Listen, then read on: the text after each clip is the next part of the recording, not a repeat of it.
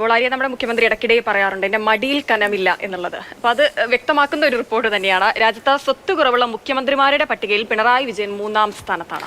1-ാം സ്ഥാനത്തുള്ളത് ബംഗാൾ മുഖ്യമന്ത്രി മമതാ ബാനർജിയാണ്. ആകെ സ്വത്ത് മൂല്യം 15,38,000 രൂപയുമാണ്. 55 ലക്ഷം സ്വത്ത് മൂല്യമുള്ള ജമ്മു കശ്മീർ മുഖ്യമന്ത്രി ഒമർ അബ്ദുള്ളയാണ് 2-ാം സ്ഥാനത്ത്. മൂന്നാമതുള്ള പിണറായിയുടെ സ്വത്ത് മൂല്യം 1.18 കോടി രൂപയാണെന്ന് അസോസിയേഷൻ ഫോർ ഡെമോക്രാറ്റിക് റിഫോംസ് പറയുന്നു. അനൂപ് ദാസ് ചേരുന്നുണ്ട് വിവരങ്ങൾ നൽകാൻ. അനൂപ്, നമ്മൾ തുടക്കത്തിൽ പറഞ്ഞതുപോലെ തന്നെ മുഖ്യമന്ത്രി ഇടയ്ക്കിടെ പറയാറുണ്ട് എന്റെ മടിയിൽ കനമില്ല എന്ന്.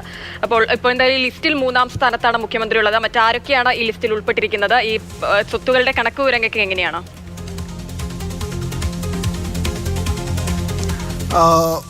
ഏറ്റവും കുറവ് സ്വത്ത് മൂല്യമുള്ള മുഖ്യമന്ത്രിമാരുടെ പട്ടിക എടുത്തു കഴിഞ്ഞാൽ അതിൽ ഏറ്റവും ആദ്യമുള്ളത് മമതാ ബാനർജി.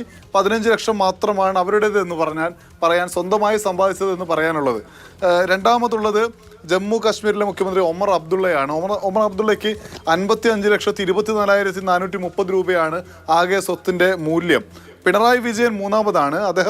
അദ്ദേഹത്തിന് ആകെയുള്ള സ്വത്ത് മൂല്യം എന്ന് പറയുന്നത് 1,18,75,766 രൂപയാണ് എന്ന് ഈ കണക്കുകൾ വ്യക്തമാക്കുന്നുണ്ട്.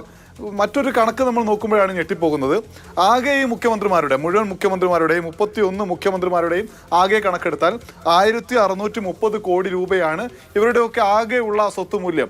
അതിൽ പകുതിയിലധികവും ഒരാളാണ് ആന്ധ്രാപ്രദേശ് മുഖ്യമന്ത്രി ചന്ദ്രബാബു നായിഡു ആണ്. അദ്ദേഹത്തിന് 931 കോടി രൂപയാണ് അദ്ദേഹത്തിൻ്റെ സ്വത്ത് മൂല്യം. അതായത് മുഴുവൻ മുഖ്യമന്ത്രിമാരുടെ എടുത്ത അതിൽ പകുതിയിലധികവും അദ്ദേഹത്തിൻ്റെത് മാത്രമാണ്. രണ്ടാമതുള്ളത് BJP നേതാവായ അരുണാചൽ പ്രദേശിലെ മുഖ്യമന്ത്രി പേമാ ഖണ്ഡു ആണ്. അദ്ദേഹത്തിന് 332 കോടി രൂപയുടെ സ്വത്ത് മൂല്യമുണ്ട്.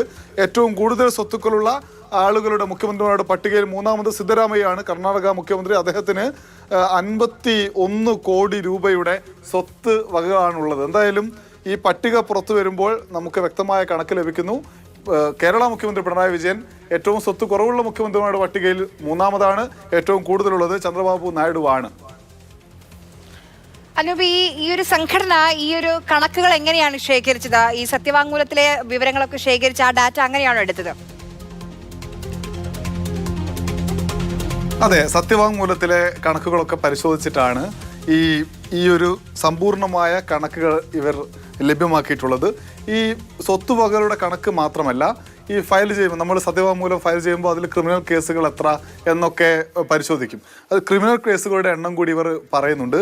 89 ക്രിമിനൽ കേസുകളാണ് രേവന്ത് റെഡ്ഡിക്കുള്ളത്. കോൺഗ്രസ് മുഖ്യമന്ത്രി തെലങ്കാനയിൽ അദ്ദേഹത്തിന് 89 ക്രിമിനൽ കേസുകളുണ്ട്.